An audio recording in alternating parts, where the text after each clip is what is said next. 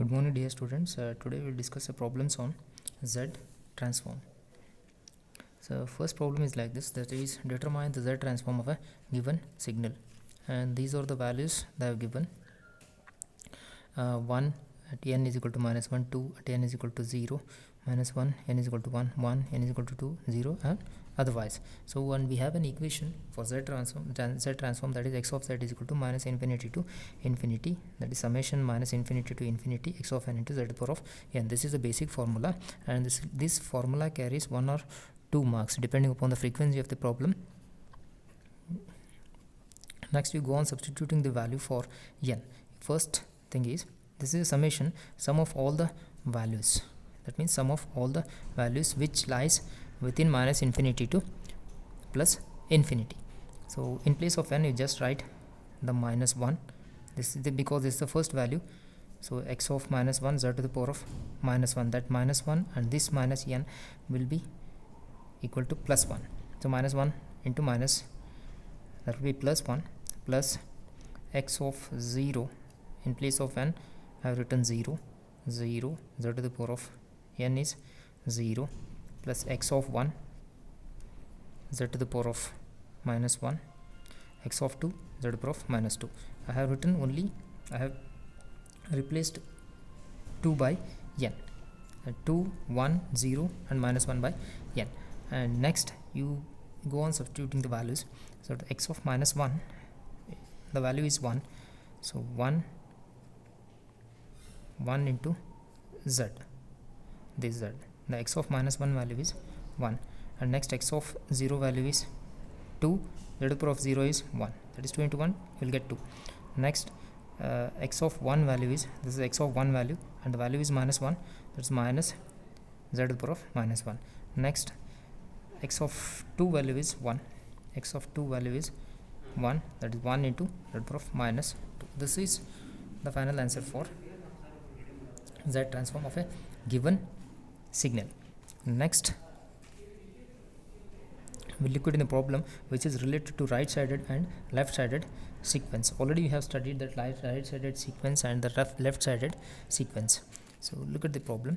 Find the Z transform of x of n, 3 into 4 by 5 whole to the power of n minus 2 by 3 whole to the power of 2n into u of n. Also find the ROC. In the problem, first you have to look at the given equations.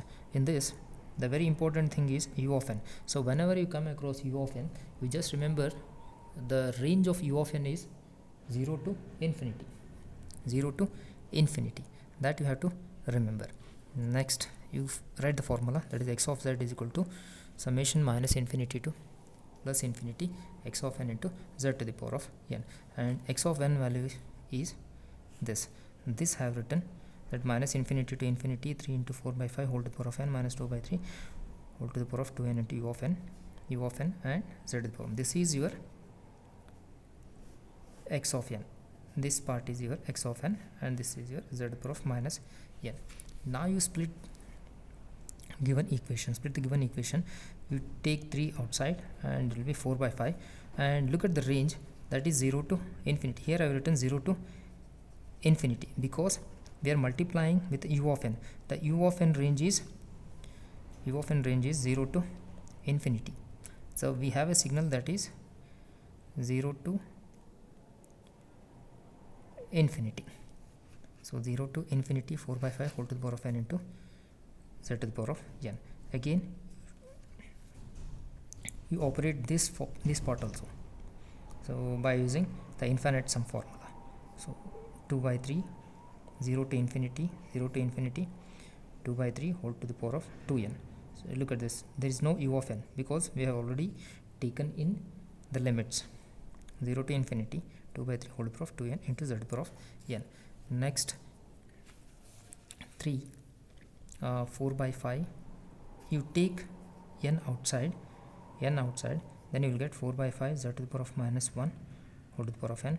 Here also you take n outside, you just multiply, or power is there, that is 2 to the power of 2 is 4, 3 to the power of 2 is 3 square is 3 3s are 9, and z to the power of -1 whole to the power of, then here also you take n outside.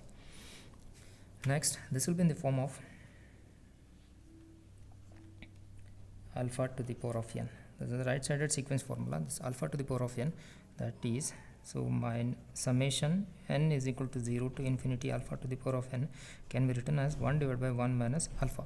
This is your right sided sequence. In that form I have written 3, that this will be in the numerator, and this will be alpha to the power of n can be written as 1, this is your alpha, 1 divided by 1 minus alpha is 4 by 5 z to the power of minus 1. Here also you write on the same 1 divided by 1 minus 4 by 9 z to the power of minus 1. You write both the equation in this form. Next to simplify this, you will get 15z divided by 5z minus 4 minus 9z divided by 9z minus 4. You take ROC part, this will be the ROC part, 4 by 5 and 4 by 9, which is less than 1. 4 by 5 and 4 by 9 both are less than 1,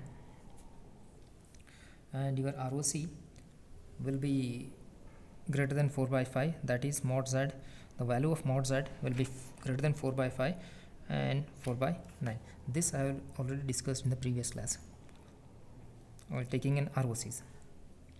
So ROC mod z greater than 5. And this is the way, this is how we are going to get the values from the given Z transform equations. Next problem or next example is on 3 different parts of a Z transform, that is poles, zeros and non-zeros. So question is like this: so determine the Z transform and ROC for the time signal. Sketch the ROC, poles and zeros in the Z planes. So they have given 3 different questions, so which is related to poles, zeros and non-zeros and non-poles. The first problem is like this: x of n is equal to delta of n. You remember this, the value for delta of n is 0 at 1. The value or the amplitude will be 1 at 0. You just remember this. This is the basic signal. This I have already discussed in the first or second class of the basics of signals and systems. So write the given equation, that is x of n is equal to delta of n, and x of z is this is a generalized or general equation, x summation minus infinity to infinity x of n into z to the power of minus n. So what is x of n? X of n is delta of n. So this is what I have written, x of n. In place of x of n I have written z of delta of n. So but n is equal to 0, n is equal to, but delta of n exists only at n is equal to 0. That means the delta of n will be there or will be existing at 0. Look at this, will exist at 0, and whose amplitude will be 1. So x of z is equal to delta of 0, and in place of n I have written 0 because it exists only at 0, and z to the power of minus n, in place of n you write 0. So this delta of 0, the value of delta of 0 is 1. So 1 into z to the power of minus 0, and finally you are going to get 1. Z to the power of 0 is 1 and 1. So there is no existence of zeros and poles. Look at this, there is no existence of zeros and poles. That's why I have not mentioned, or they are not indicated any zeros and poles in the ROCs or in S plane. All Z, no zeros and poles. And the next example, look at the x of n is equal to delta of n minus k when k greater than equal to 0. Next you write the equation, the same equation, that is x of n is equal into z to the power of minus n. In place of x of n you substitute delta of n minus k. That's what I did here. Delta of n minus k z to the power of minus n. But delta of n minus k exists only at n is equal to k. This is the condition. This is a simplified condition with respect to delta of n. Look at this. So delta of n. So when n is equal to k, in place of n you write k.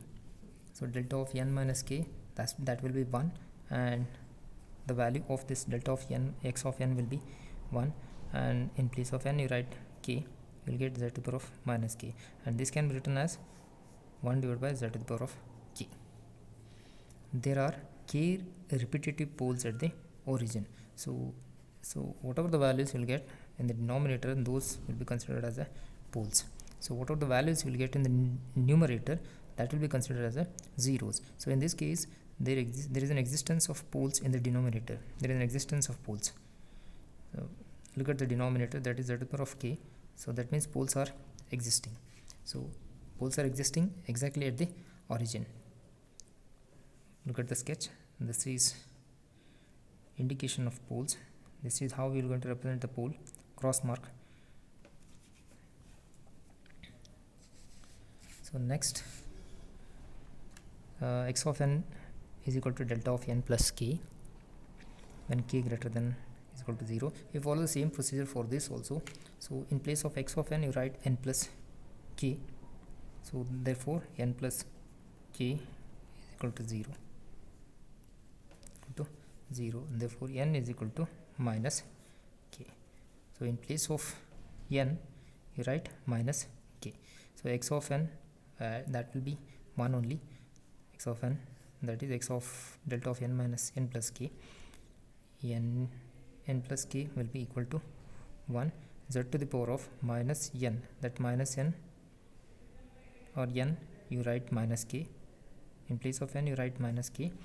Then it will be plus k. So that means z to the power of k divided by 1. This can be written like z to the power of k divided by 1.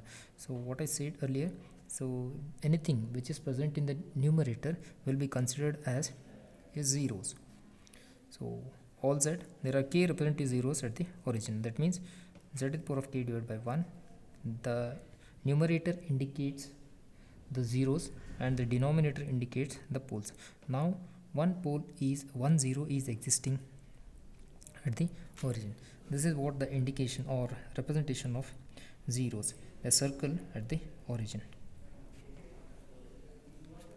This is an ROC whole plane. This is about the basics or applications of Z transform. Thank you.